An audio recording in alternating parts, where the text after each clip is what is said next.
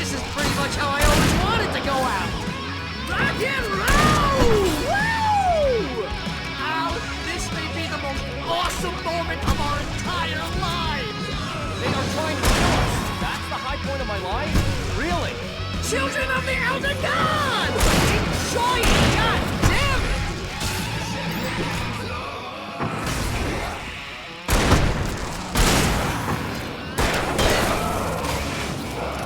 There! Back in the game! Yes!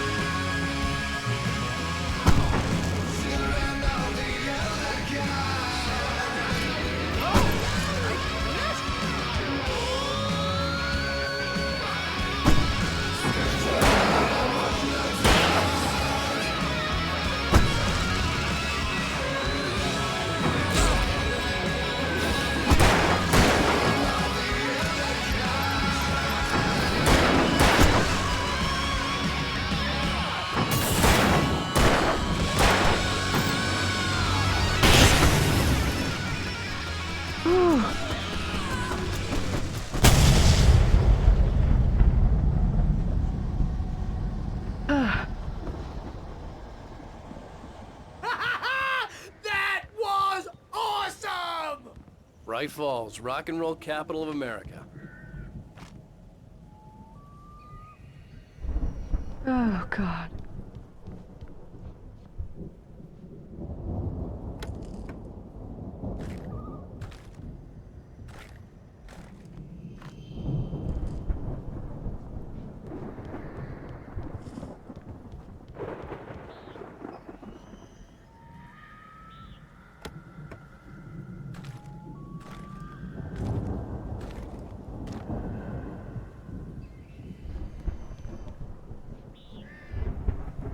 Okay, after all that, I got my thermos right. Yeah, good. I would have been real sad if I had Al, missed it. This way to the farm!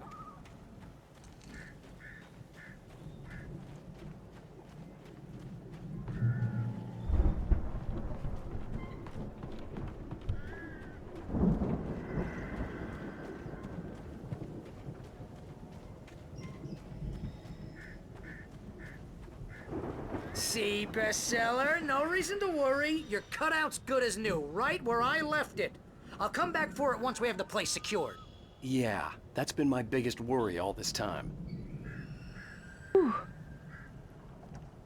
We need to get this thing moved out of the way. This is as far as I got before they ambushed me. Alright, well, there's a big green thing up there. Which means I'm probably gonna have to scale the roof or whatever.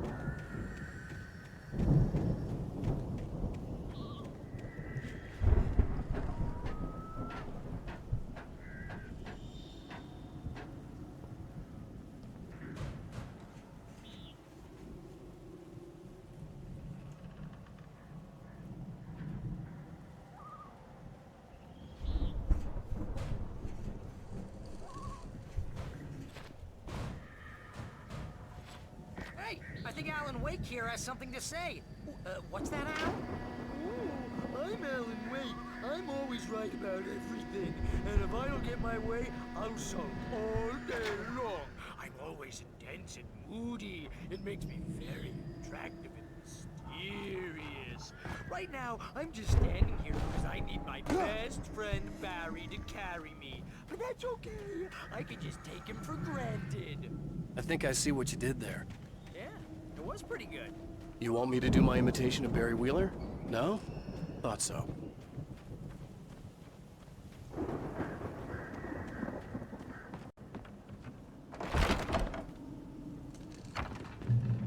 Wow! You look at that thing, Al! They really went all out with this Viking crap, didn't they? Look at all this stuff. They must have done okay for themselves, so how come I never heard of these guys before? And this from the guy who learned about Ozzy Osbourne through reality TV? Sleep. We all spend a third Oh, of our Night dreams in its Springs. soft embrace, Man, somewhere brings back between memories. fantasy and Hey, oblivion. remember when I got you that gig? But Your dreams first have a way real of writing forcing job. What got themselves you into started? waking life, Was this one of your vice episodes? versa. In Night Springs.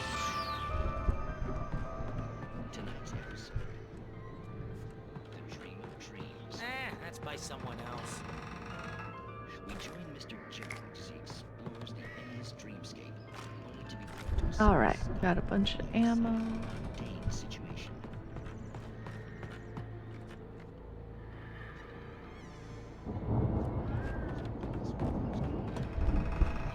Who's that? You don't know him? What are you, new? He's the guy dreaming us. Well, not just us. He dreams everything. All of this. But wait, no. I'm the one who's dreaming. I'm asleep. Isn't this my dream? Oh, yeah. Sure. Get real, pal. A thermos. Another dream. I'm a dream. You're a dream. The weirdo in the diving suit is a dream. And the girl made of smiles and sunshine is definitely a dream. But I'm pretty sure I'm dreaming this. Well, maybe you're a really confused dream. What am I, a shrink? All I know is I'm going with the smart guys, and they say that's the guy doing the dreaming. Right there. I don't know what that means. It means we keep him happy. No sudden falls. We make sure he has his clothes on when he goes out in public. No chases where the monster is nipping at his heels and he runs like crazy, but his legs don't seem to get him anywhere. All this stuff is so. The Viking boat looked imposing, almost like a battering ram. Precisely. So we wait till the monster. Keep him as nice and calm. Batteries. Hey, something's happening here. Yeah? What's that? What? Can't you hear that? Oh, God help us. Old Gods of Asgard, the 1975 Ragnarok Tour. Seattle, Washington, Bakersfield, California, Long Beach, California, New York City, New York, Newark, New Jersey, Detroit, Michigan, Jacksonville, Florida, Tampa, Florida, New Orleans, Louisiana, and Baton Rouge, Louisiana. Be awed by celestial wrath and fury.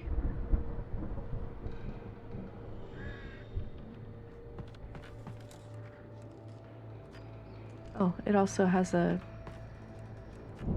Oh, it just made it bigger.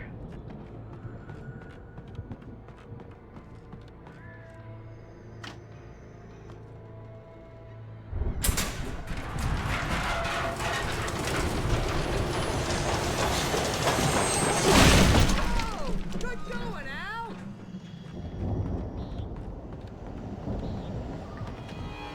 Now we got scary sound.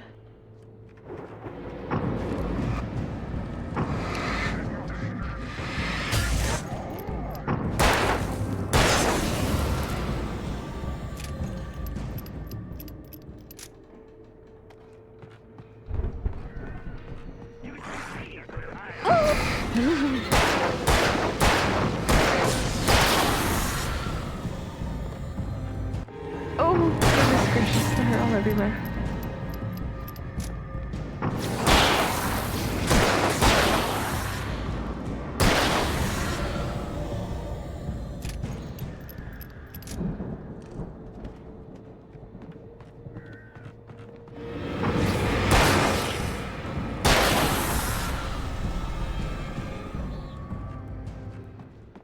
Oh my God.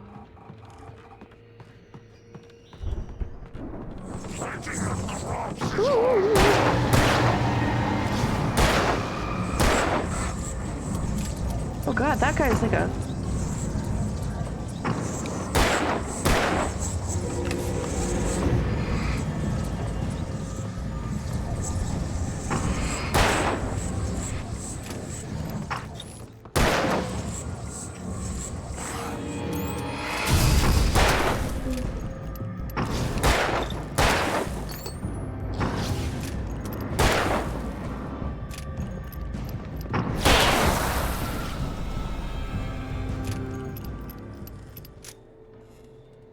Okay, let me pick that up while I have a chance. I think we can make it through here, Al!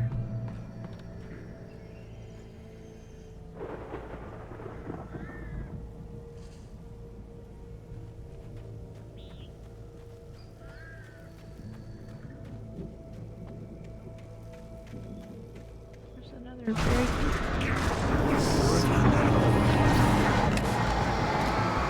very comfy, cozy looking chair.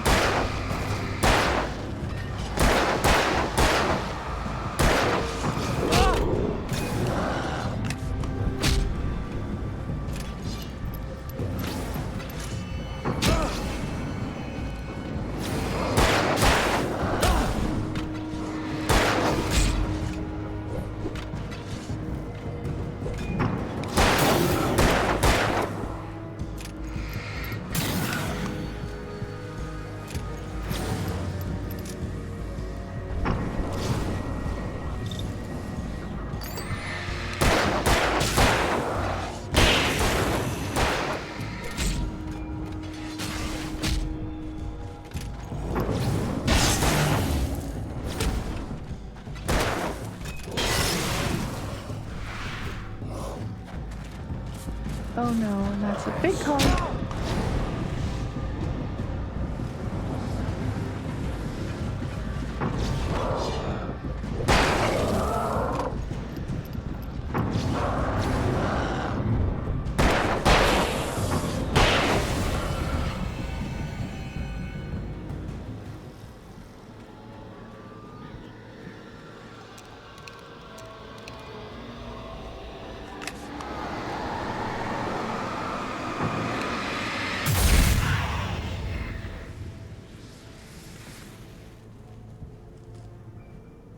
Okay.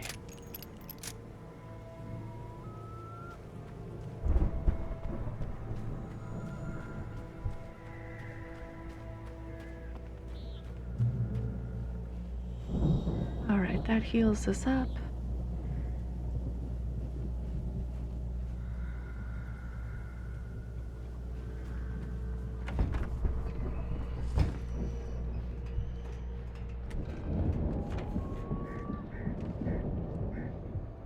Wow!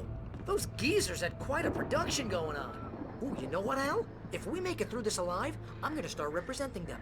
Yep, sell this stuff online, maybe get a reality show going, release a new single. Good luck with that, pal. Hey, you find us a way out here, okay? I'm gonna take a closer look at this stuff. The door was barred from the other side. I'd have to find another way. Of course I would.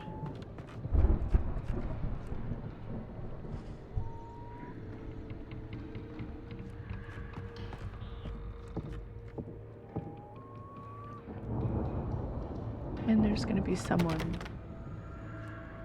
just waiting for me.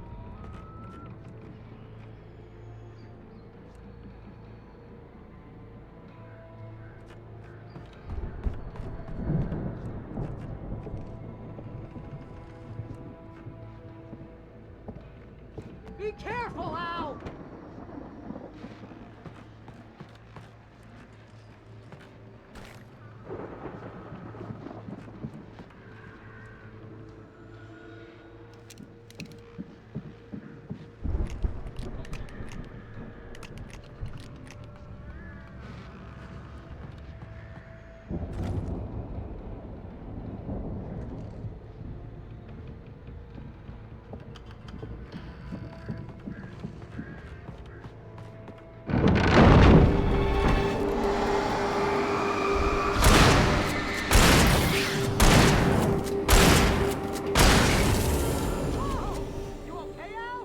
I'm good. Keep your eyes open, okay?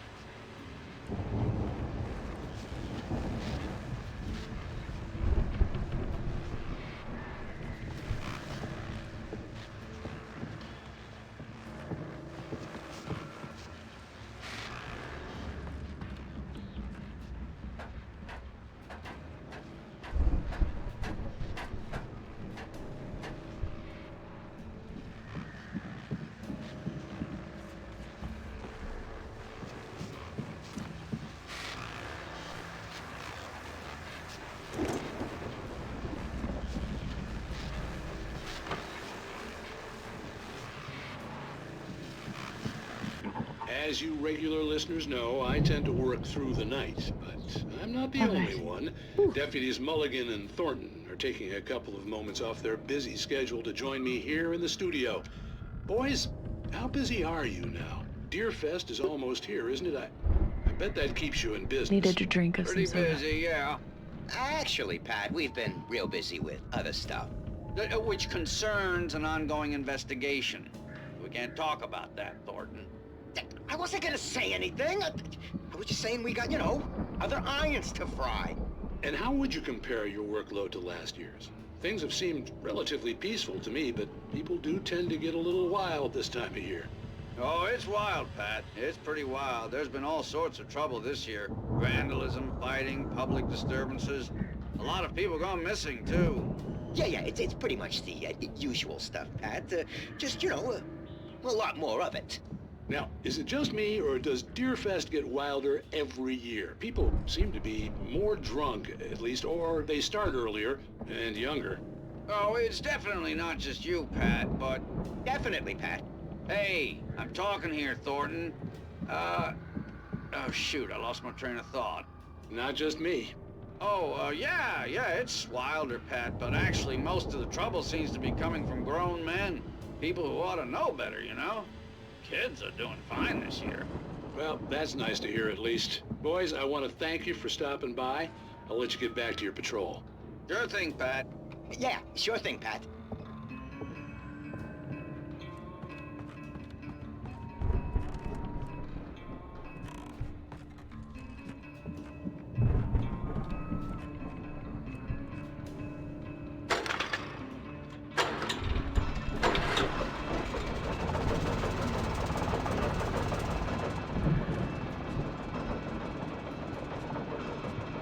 Okay, full on batteries. I could see the building that had to be the Andersons' home on the other side of the field. It wasn't far now. I wasn't worried about trusting the ramblings of two burned-out geriatric wrecks. They had the goods.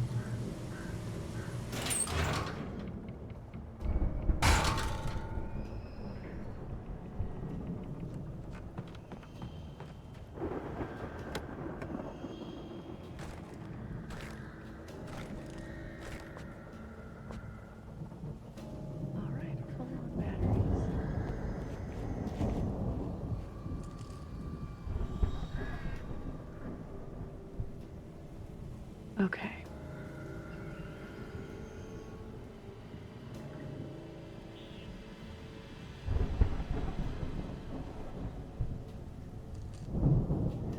Alright, so this is forcing me out into the middle where there's probably going to be a big battle. There's some extra ammo and stuff in that emergency kit thing there. So, here we go. You've got to be kidding me. Oh, God.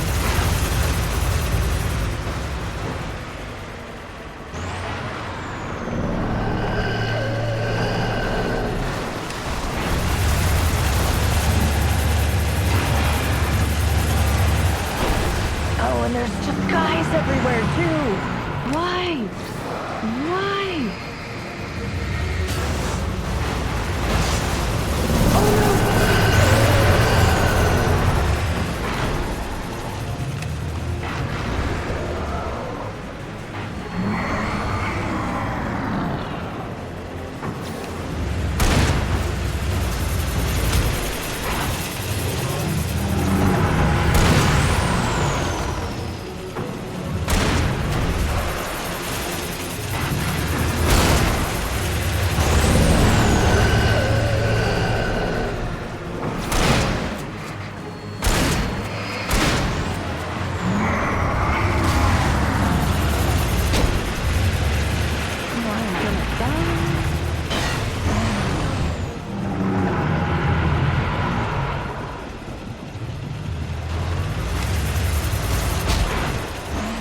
See, I told you.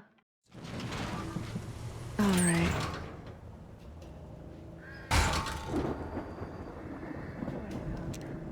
I got some flashbang.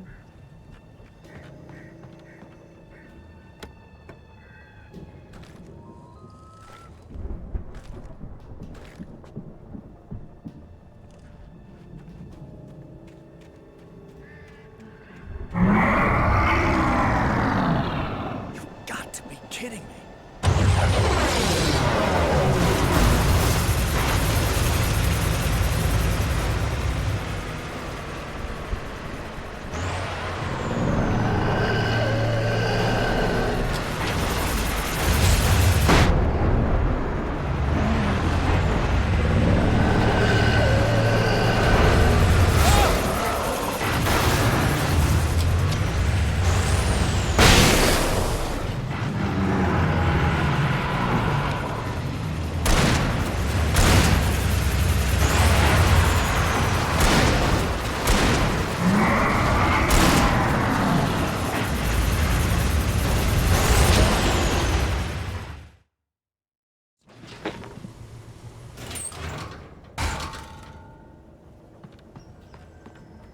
I'm getting kind of tired.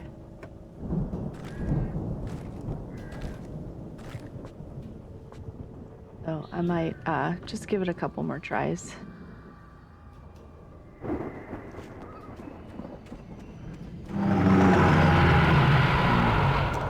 got to be kidding me.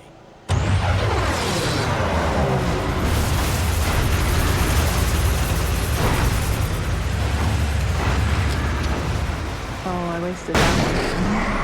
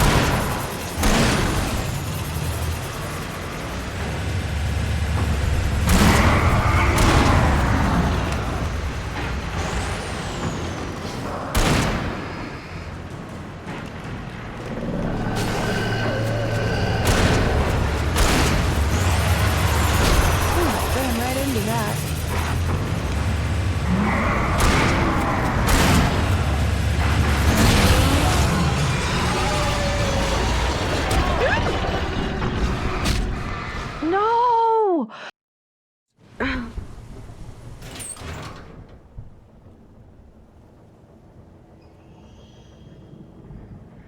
I'm so sad. I killed the truck with death. And then I died. Okay, here we go.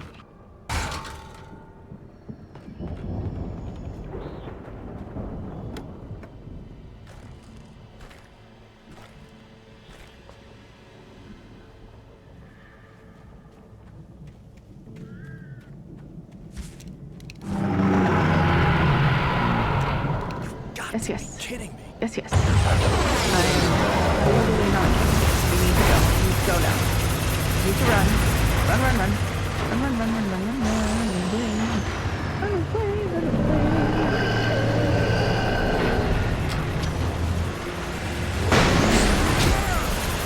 Come on, leave me alone.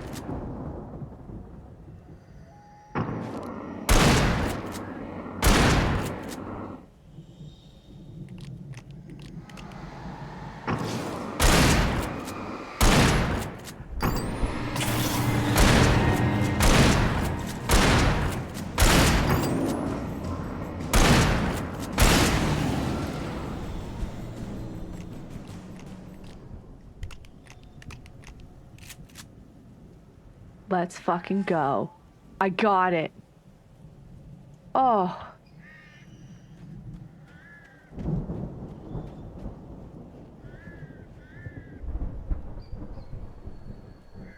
I got it. Yes. But now how do I get in?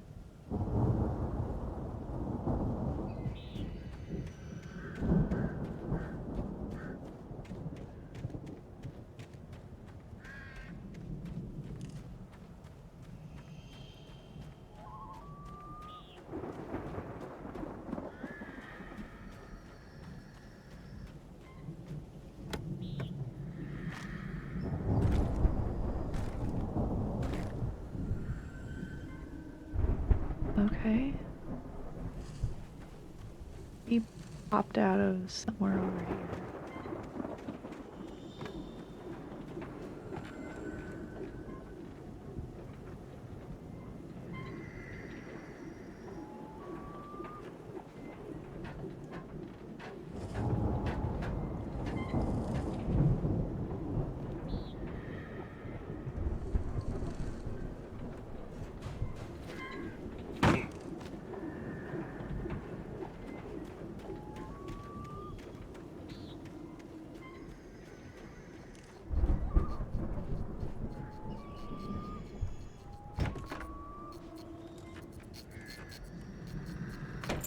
Silo keys.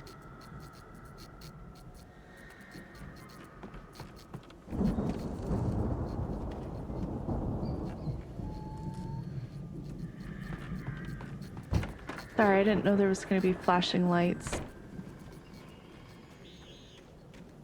I don't have a problem with it, but I know some people do. I'm sorry about that. Al? Is that you out there, buddy?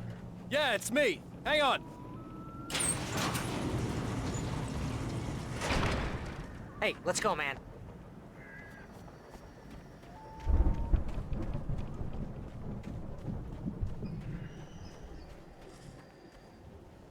I think we're gonna have to work together to open this gate, Al. It's pretty heavy. Hey, I think that's the farm on the other side of the field. We're almost there. This farm is a crazy place for crazy people. We should feel right at home then. Do we feel right at home? I'm wondering. Come on, one more gate. Let's do this thing. There we go. Look at that. There's a chainsaw in the tree there. Old God. Old gods know the truth.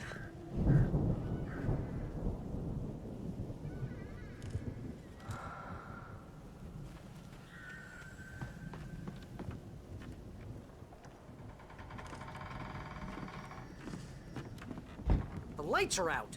I guess we better check the fuse box. Of course. Old gods know the truth. Okay.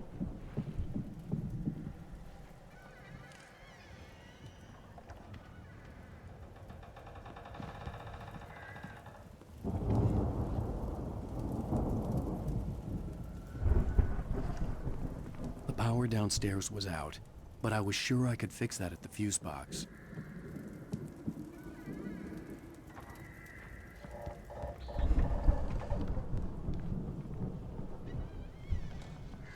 Thermos!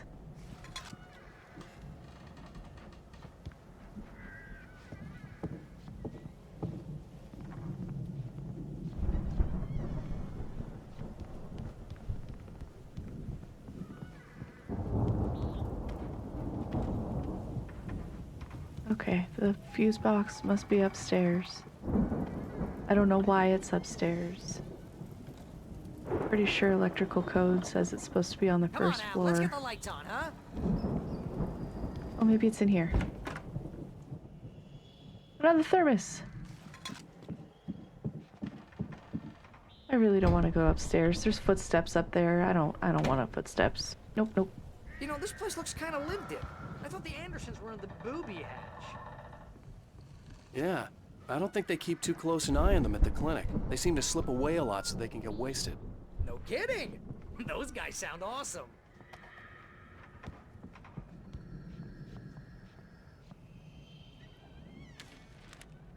All right, Manuscript page. That door's locked, so this is the only one we can go in.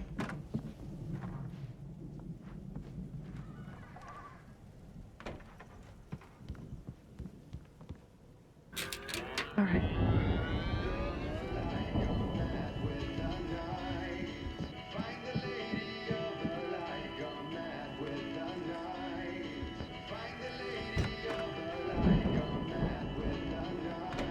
Can you hear that, Al? Music? Of course. We need to find where it's coming from.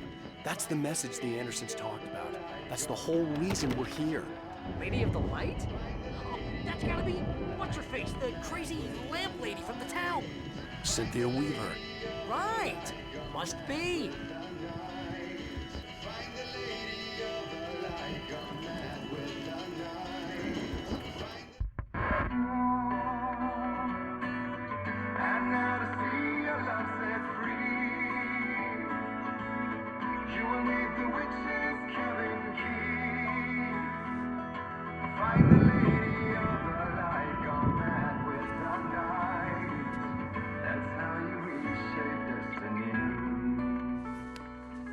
Okay. We need to find Cynthia Weaver. We'll stay here for the night and head back to town as soon as it gets light.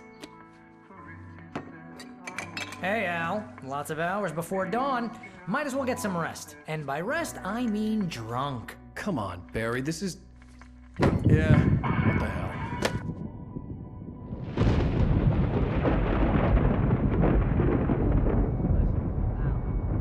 I'm sorry about this. No, seriously, because I know we don't get along, but we're gonna find her, right? Even though you're a crazy bastard, I'm gonna stick by you, no matter what, ever, Al. Sure, like a brother. I'm a writer, goddammit. Correct. If I just wanted to, I could write 10 books a year. And they'd be the best books that year. No, you couldn't. That's right, I couldn't. But I could, because I'm a writer. What?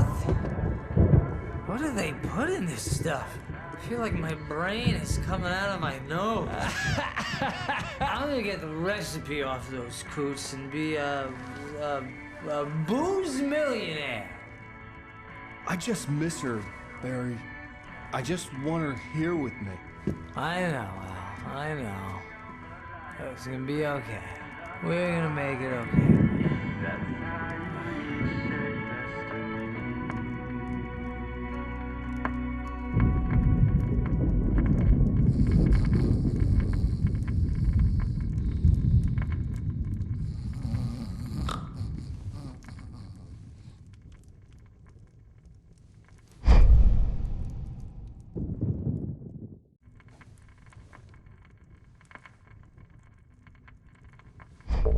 He's like sleeping with his eyes open or something.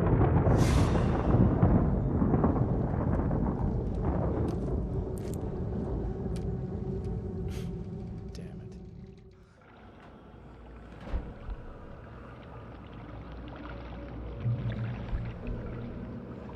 Oh god, now I have to go through his dream.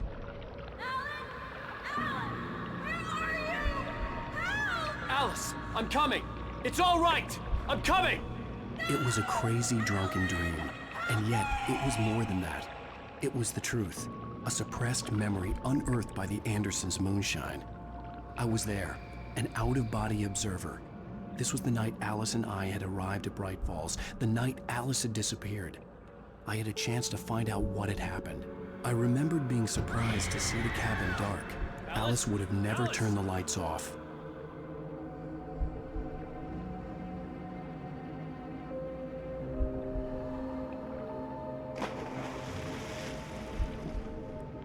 I remembered thinking I caught a glimpse of her form underwater, sinking into the darkness. Diving after her was the last vague memory I had of that night. After that, the next thing I could remember was waking up behind the wheel of the crashed car and finding the first pages of the manuscript.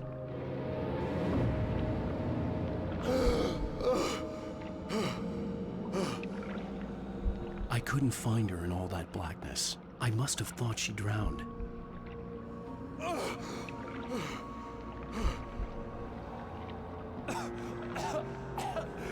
Alice! Jagger had Alice. And so she had me. Alice!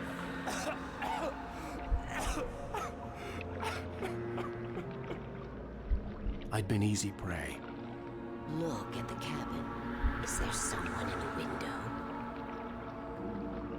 Alice? Maybe she didn't drown after all. Maybe she's inside. Alice! Yes. The dark presence had touched me. She had dug her nails into my brain and used me, made me her puppet.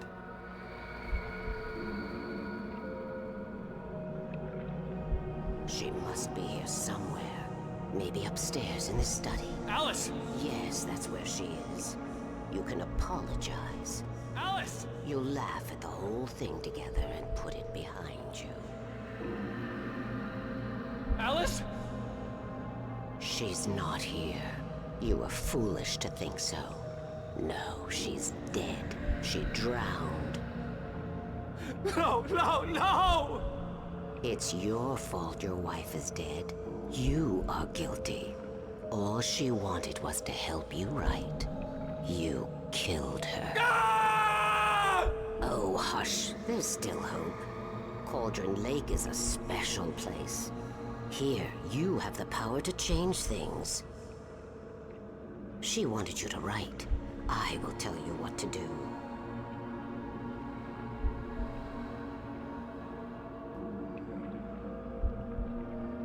You can write her back. The story will come true, and all will be well again. She had Alice, and the manuscript was the ransom for her.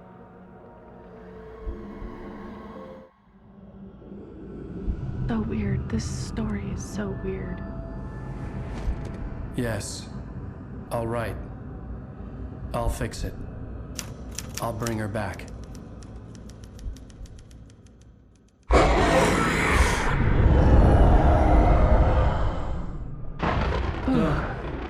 I wrote it.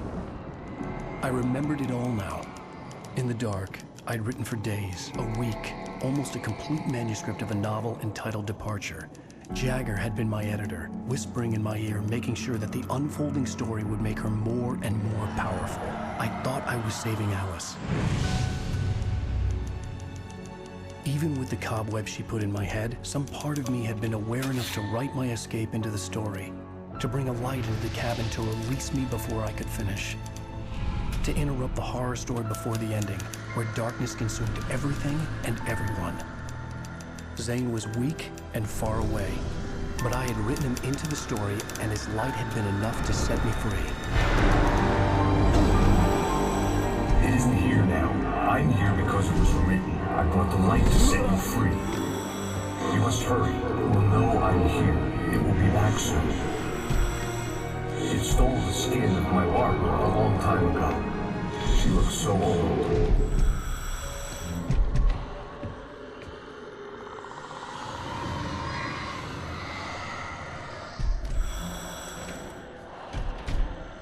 I had woken up, confused and groggy, my mind consumed by darkness and fear. All I could do was to escape.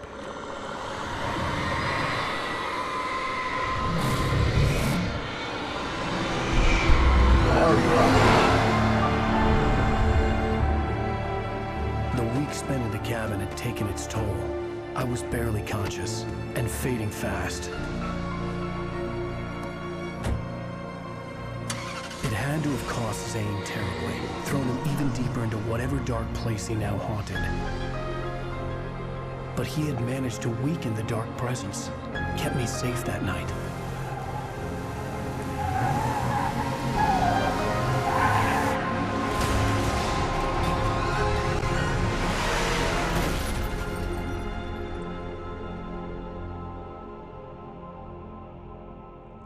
I wrote it.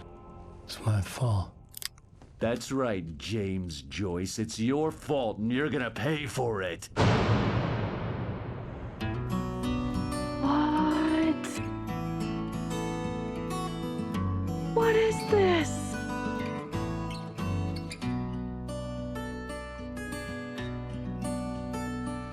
End of episode 4.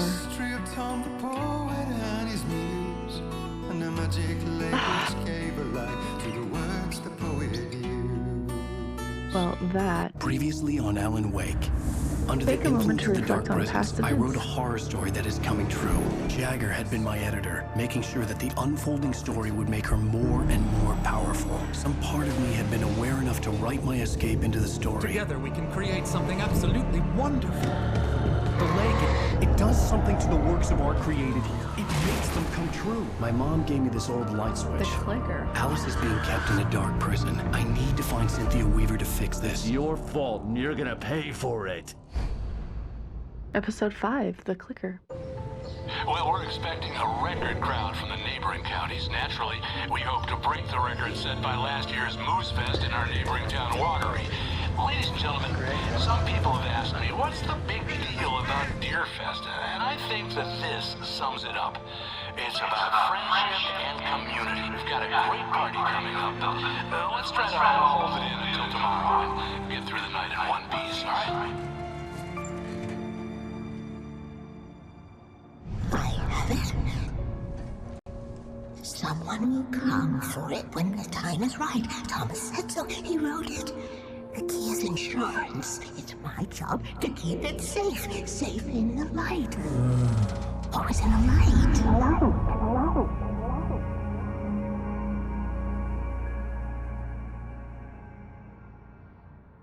All the manuscript pages were gone. The FBI agent had taken them. I think my tongue just took a crap in my mouth. Ugh. Oh, wait, we're in jail now? Al. Al, this is not good. That about sums it up.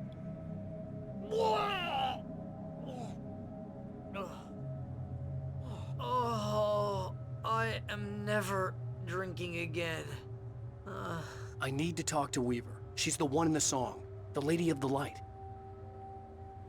What, the crazy lady? Ugh, whatever you say, Al, but we're stuck here. They're not you haven't gonna... even interviewed Wake. I had some reading to do first, Sheriff, and let me tell you, it was an interesting read. Well, I've got you now, Raymond Chandler. It's all here. All the evidence, including conspiracy to murder a federal agent. There's no way you're walking out of here. You hear me in there, Bret Easton Ellis? Huh? Agent Nightingale, I want to talk to your superior. Well, we all want things, Sheriff. I wanted my... Look, that's not possible right now. Agent Nightingale, I insist.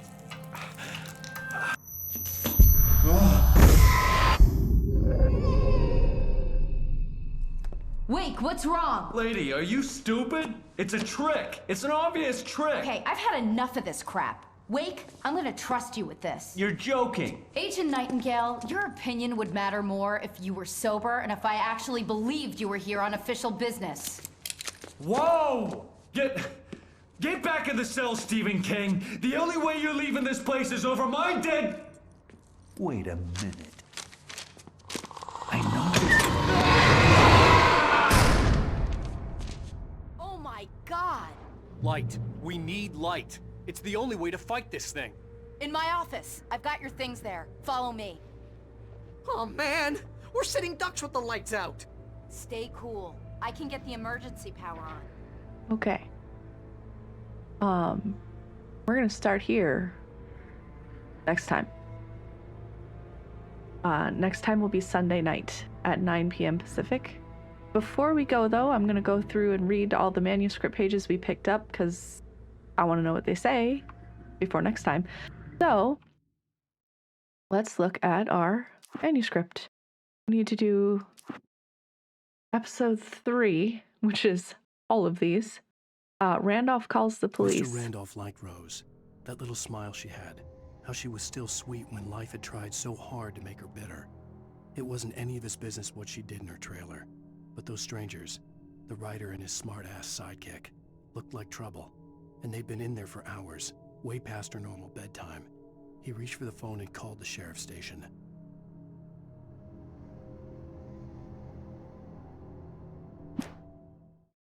For decades, the darkness that wore Barbara Jagger's skin slept fitfully in the dark place that was its home and prison. It was hungry and in pain. It dreamed of its nights of glory when the poet's writing had called it from the depths and given it a brief, terrible taste of power and freedom. The rock stars had stirred it from the deep sleep the poet had sunk it back to in the end. When it sensed the rider on the ferry, it opened its eyes. Nightingale stared through the broken studio window into the dark woods. He turned around, started to walk out, but Maine grabbed his arm. "Young man, you almost shot me. You don't shoot off rounds at people like that. What's the matter with you?" Nightingale shook his arm free, marched out. His cheeks burned with rage and humiliation. Sarah trusted her gut, and her gut said Agent Nightingale was an asshole. He felt wrong, and it wasn't just the smell of stale booze. It was in the way he flashed his badge, pulled rank, the look in his eyes when he wanted answers. Where was Ellen Wake? What was this about an accident? Where was his wife? And most importantly, why did she let Wake go? He wouldn't answer her questions. Federal business was all he'd say. Federal business. The pipe wrenched itself loose from the bridge's steel framework. Wrapped in darkness, it floated in midair, twitching. For a moment, I didn't understand what I was looking at. The heavy object lurched at me with impossible force. I threw myself out of the way, but just barely. When I turned my flashlight on it, it shook in a dark rage. So much for the follow. Again. Oh my gosh. We are reviewing the manuscript. And I just about died.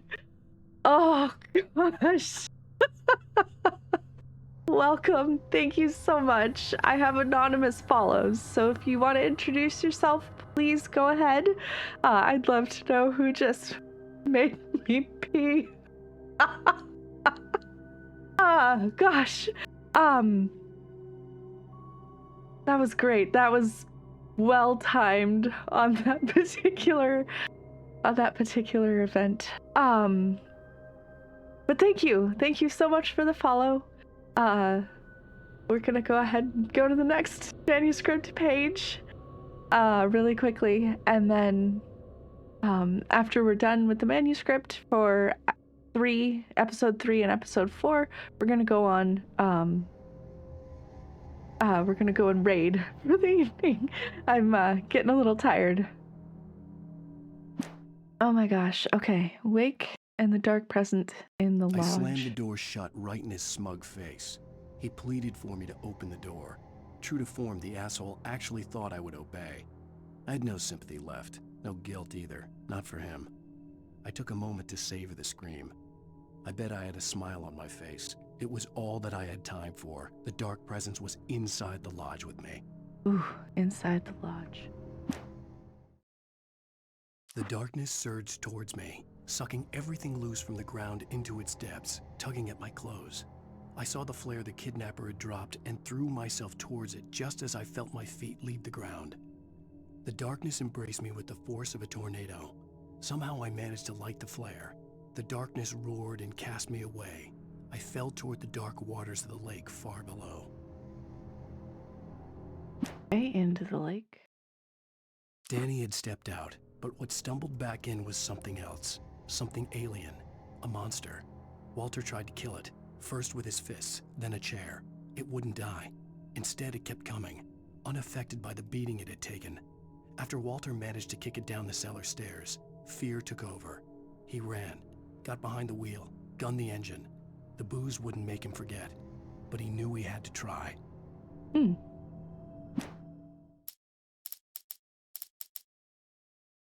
The bulldozer's engine roared to life. Mud and rocks flew as it fought for traction. It crashed through the concrete wall and landed heavily in the yard. If it were an animal, it would have shaken its head after the impact, fixed its eyes on me, and charged. Of course, it had no head, nor eyes. Shadows crawled on its form, twisting it into a monster. Then, it came for me. That was a scary fight. With Nightingale gone and the night wind blowing in through the broken studio window, Maine stared at Sarah. The sheriff looked away. Maine's voice shook with barely controlled anger. "That boy's doing more drinking than thinking. I hope you know what you're doing, Sarah. He's got a sickness in his eyes. You take my word for it. He wants Wake for a reason, and it's not for anything good."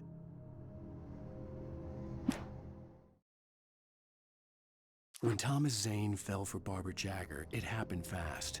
She was young, vibrant, and beautiful, full of life.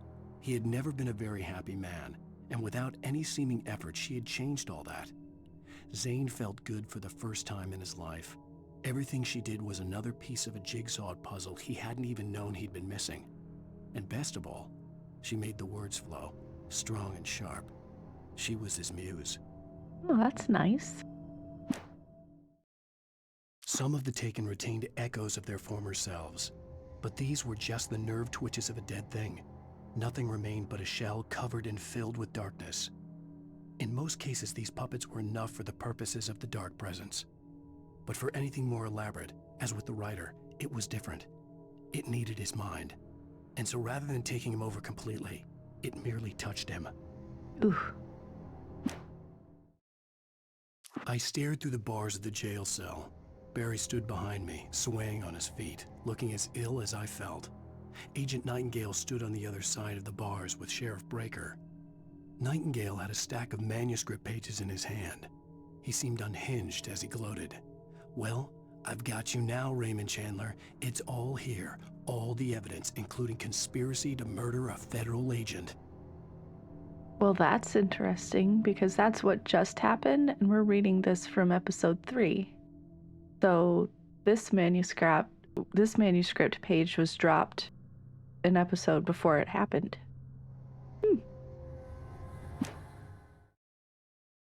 Things were never as simple in real life as in fiction. I had lost count of the times I had wished there'd be a clear reason for my writer's block. Something to fight, something to lash out on. There wasn't. I was filled with doubt. I was nothing like the hero in my books. Alex Casey had gone through his life with single-minded determination, never wavering from his goal. Even now, I was angry at myself, angry at Alice, angry at Barry. I was fumbling and I had no plan. I was always told never trust a man with 2 first names. Like Alex Casey. Even behind the closed doors and curtains of his grimy room at the Majestic, the local motel, Nightingale could feel the locals' eyes on him, the unrelenting pressure of their judgment. He forced it out of his mind. For all he knew, they could all be under Wake's spell already. You do what you have to do to get the job done. He took comfort from the bottle in his hand. Please, he thought, just let me get through this. Uh-oh. Maud had checked all of Stucky's rental cabins. There had been no sign of the Wakes. It was dark when he'd found their car parked at the end of the road by Cauldron Lake. It made no sense. They must have taken a wrong turn, but there was no sign of them, and the car had been there for hours already. Frustrated, Mott stood on the rotten ruin of the footbridge that had once led to Diver's Isle before it sank beneath the waves years ago. The boss wouldn't be happy. Uh-oh.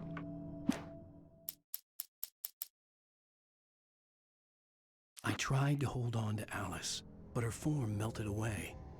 I was losing control. Dr. Hartman stood in her place.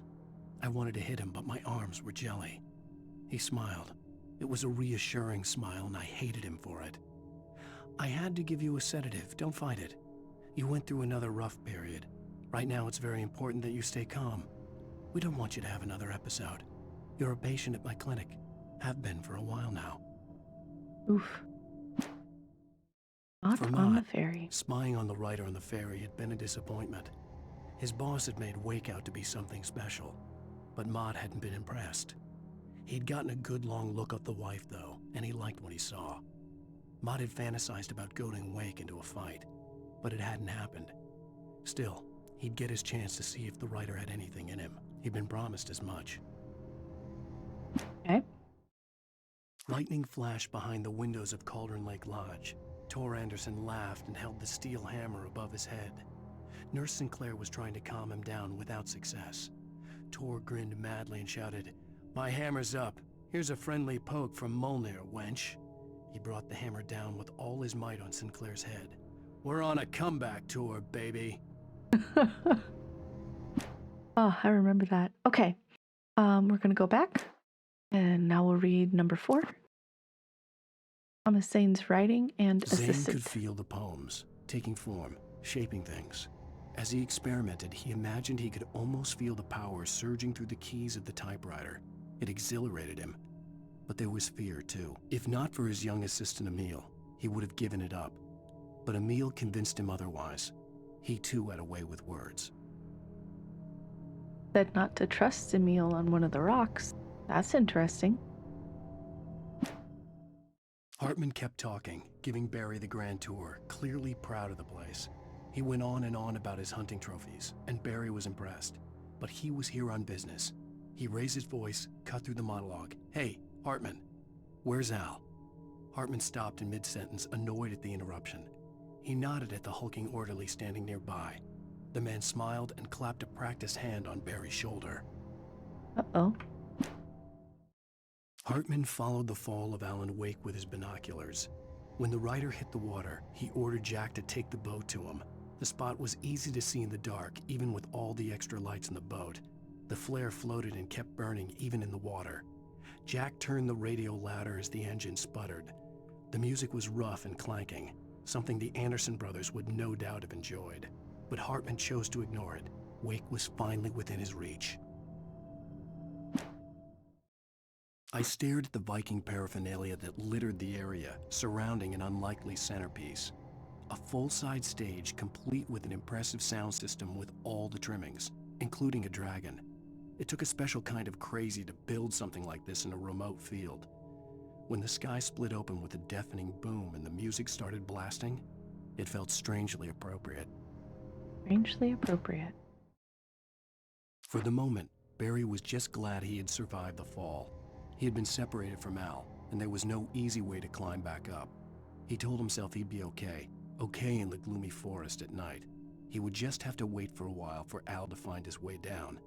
Barry turned when he heard the heavy footsteps and saw the movement. The man-shaped shadow lunged at him from the bushes, an axe held high. Barry screamed and threw up his hand. The world exploded. The world exploded.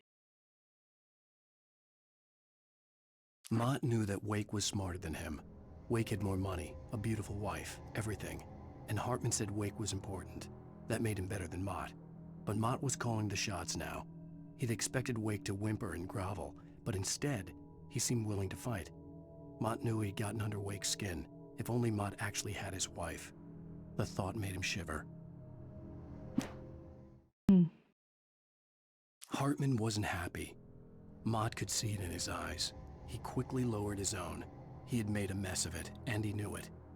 The shame of failure was hard to bear. He hadn't expected Wake to say he needed more time, and he blurted out 2 days, less than Wake had asked for to show him who was in charge. But that wasn't part of Hartman's plan. Uh-oh.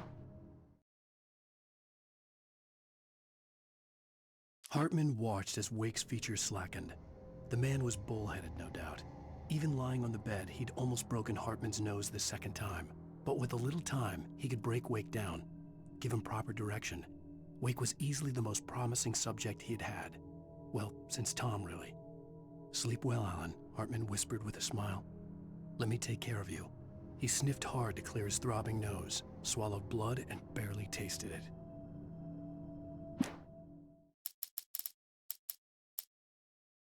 Agent Nightingale stared at the passed-out rider. The man was sleeping off one hell of a night. Nightingale felt a stab of envy at Wake's oblivion, but he had a job to do. He put the gun to Wake's head and almost became a murderer. His hand shook and his throat felt tight and dry. Biting his teeth, he tried again to pull the trigger. He lost the nerve. Wake stirred. Nightingale would have to settle for an arrest. Agent Nightingale stared at the passed-out rider. Oh, I just did that one, sorry. The storm raged on as the Anderson brothers walked unsteadily away from the clinic with the other patients in tow, knowing that this time they wouldn't return. The darkness around them seethed with horrors, but Tor and Odin were unafraid. Their eyes glinted with guile. They knew every secret path, and there was blood on their hands. They had fought these shades before. The dark presence followed the choreography laid out to it in the manuscript, growing stronger and stronger, moving like a storm from one scene of destruction to the next. but it was still bound to follow the story and chained to the dark place it came from. When the story reached the end it longed for, it would finally be free. Excellent. Go darkness. It's 1976. Madness reigns at the Anderson farm. Contrary to all logic, the headiest ingredient of their moonshine is unfiltered water from Cauldron Lake. The Andersons feel like gods. Odin can't stop laughing. He contemplates cutting his eye out. Tor runs across the field, naked, shrieking, hammer in his hand, trying to catch lightning. Their songs have power. Something ancient is stirring in the depths, coming back. Ooh. Again, Alice's screams rang in the stillness of the night. I saw myself run toward the cabin, flashlight in my hand. I followed my past self.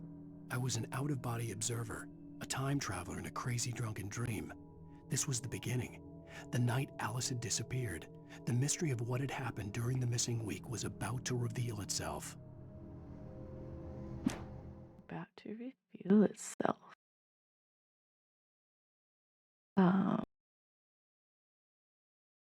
When he stopped the car at the Anderson farm, Walter felt relieved. Oblivion was close at hand. The brothers wouldn't miss a jar of moonshine or two in the booby hatch. But then he saw the man on the porch, and he knew who it was.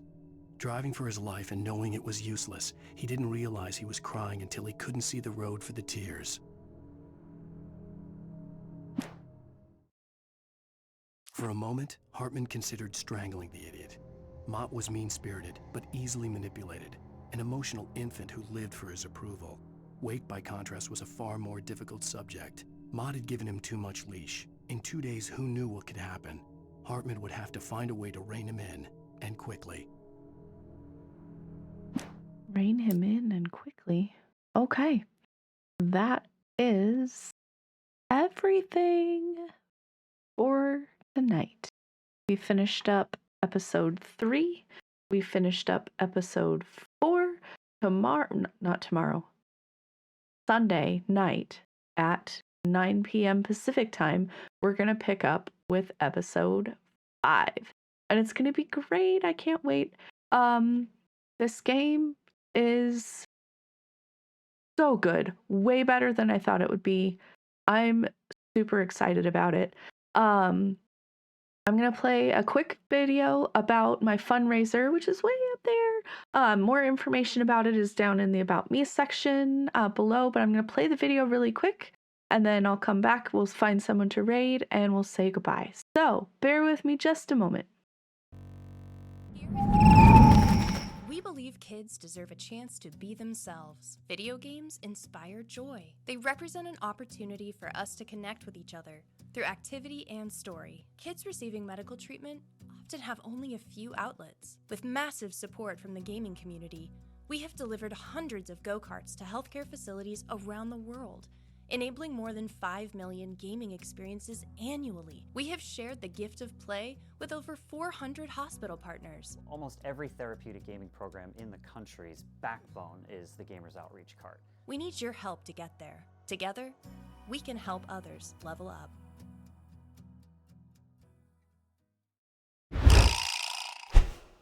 All right.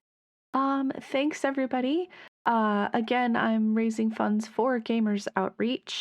The go-kart that they were talking about is probably the coolest thing I've ever heard of, and I would really love to be able to build one of those for any children's hospital, but my local one would be fantastic. So, thank you all for coming today. Thank you for your support. Thank you so much for those follows, for throwing everything you could think of at me, making me jump scare like crazy, because I jump scare because I care.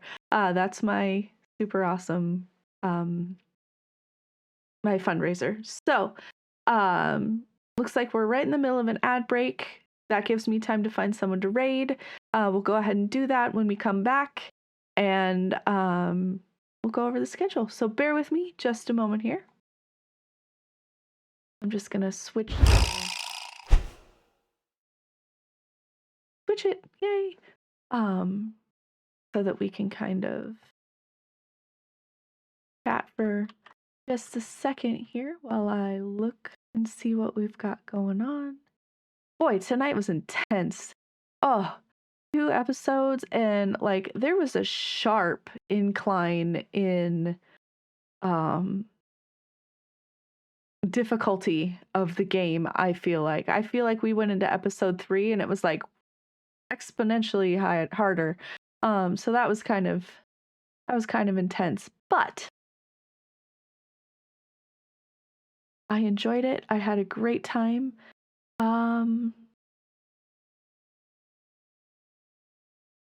We've got a couple of things that we can do. I think we're going to raid into something fun, hopefully, maybe. Something a lot less intense. We're gonna go watch Minecraft because I need to have all the lights on right now. We're gonna go watch Minecraft. That sounds like a lot of fun. I'm just gonna make sure that they're gonna be on for a little while.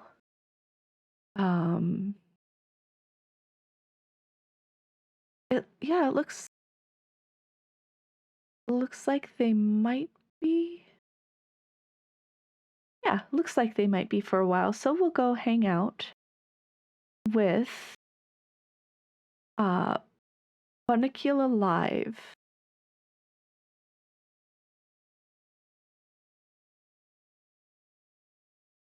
All right, we're gonna go have a good time there. It's gonna be a great time.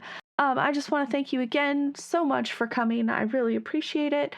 Y'all are the best. Thank you so much for the follows. Thank you for your support.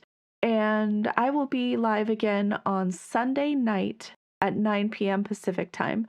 So until then, I hope y'all have a wonderful evening, and I will catch you next time.